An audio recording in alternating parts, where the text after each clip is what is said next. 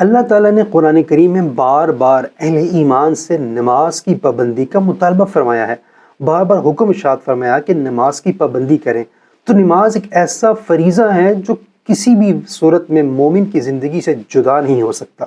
ارشاد باری تعالیٰ ہے کہ ان الصلاۃ کانت علی المؤمنین کتابا موقوتا، بے شک نماز مومنوں پر وقت مقررہ میں فرض کر دی گئی ہے۔